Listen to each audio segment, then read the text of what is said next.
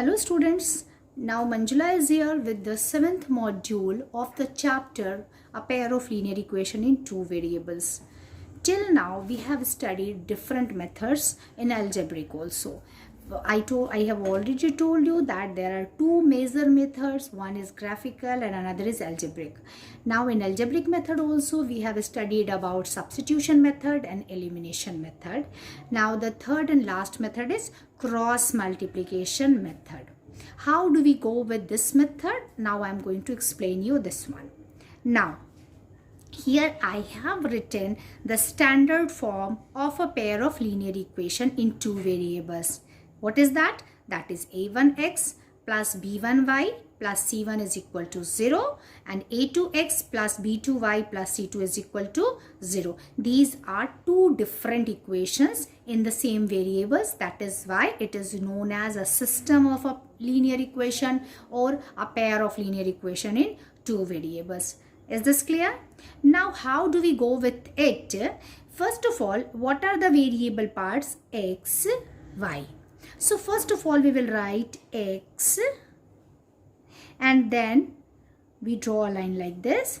The second one y, then we draw a line like this, and the third one, because there is no variable now, c1 and c2 both are the constant term, so here we will write only 1 and a line will be like this. Okay, so as numerator I have taken one variable is equal to denominator, as numerator the second variable is equal to the constant part.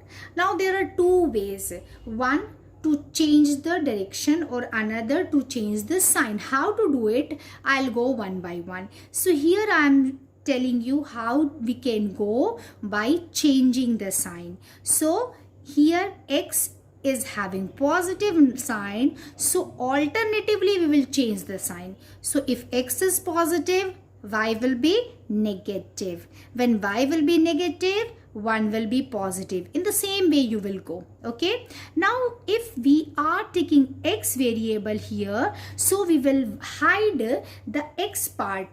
How to hide it I am showing you. So when we hide it, when we hide the x part, we are left with, when we hide it, what do we get? We are left with b1y plus c1 and b2y plus c2. Okay, now we will make the cross of this.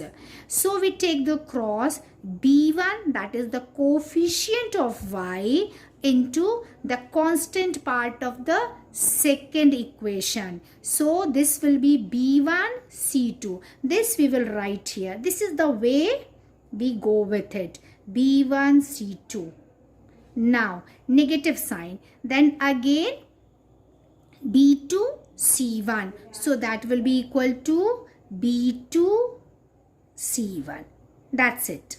So our first part is done. Now for the second part, what do we do? I hide this one. I hide the term which is having y, because I have already written y here. So I will hide this term where y is containing the variable y. So now we are left with a1 c2. We'll make a cross. That is why this system has been given a name, cross multiplication. So that is what I am doing. a1 c2 minus a2 c1 minus a2 c1. That's it. So in the same direction we went, a1 c2 a2 c1. Now for the constant part, for 1 we will hide the constant part. So we are again left with a1 b2 a2 b1. So a1 b2 minus a2 b1. I guess all of you have got it. So what the process I have done? I have done this process only. So for x part, what I took? b1, b2, c1, c2. So I have only made the cross of it. This will be multiplied by this and this will be multiplied by this. For this part, what I have done? a1 C1, A2, C2. I have taken the cross multiplication between these two and now the cross multiplication between these two. Now for the constant power we are left with A1, A2, B1, B2. So again the same way I have cross multiplied these two. So thus we got a setup of the numerator and denominator. I think all of you have got it. So you have to keep it in mind. You have to make the cross multiplication and then you will find out. So I guess this is done with you. Now, actually solving our equation means to find out the value of the variable part which can satisfy the equation. So we need to find out the value of x. So how we can find out the value of x? So from here, what do we get? X by B1C2 minus B2C1 is equal to 1 by A1B2 minus A2B1. From here, we will find out the value of x. How? I am showing you. It implies x will be equal to B1C2. So what I did? I only took the cross multiplication of first term and the third one. So that will give us B1C2 minus B2C1 divided by A1B2 minus A2B1. A1B2 minus A2B1. This will give us the value of x. So easily without any long multiplication or division or any long process, we can directly find out the value of x and y. Now I'll show you how to find out the value of y. So from here what we can find out? Minus y is equal to A1C2 minus A2C1 divided by A1B2 minus A2B1. From here what do we get? We get that y is equal to, now this sign would be changed.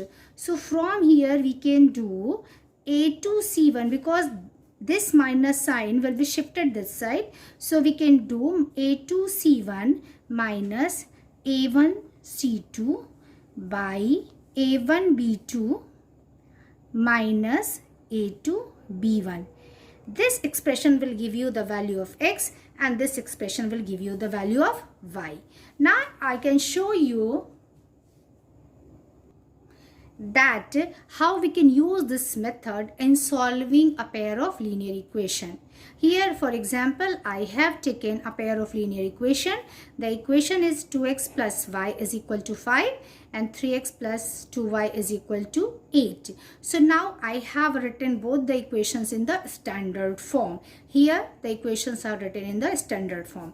Now what I told you, first we will write x divided by is equal to minus y divided by is equal to 1 divided by. Okay, first we will prepare this framework. Now we will hide x part, then this will be what is the coefficient of y here? That would be multiplied by the constant term. So the coefficient of y is 1 into minus 8. We will write like this, minus.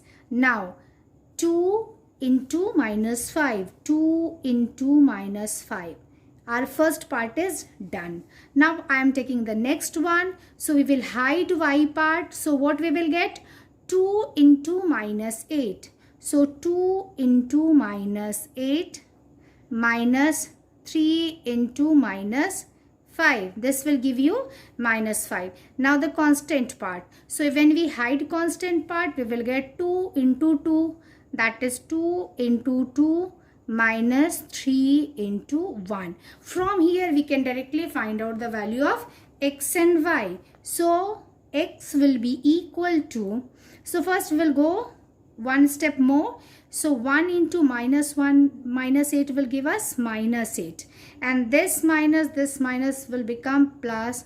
So plus 10. Okay. Is equal to minus y. this will be minus 16, and this minus will become plus. So here we are getting 15 is equal to 1 by 2 into 2 will become 4 minus 3. So from here what do we get?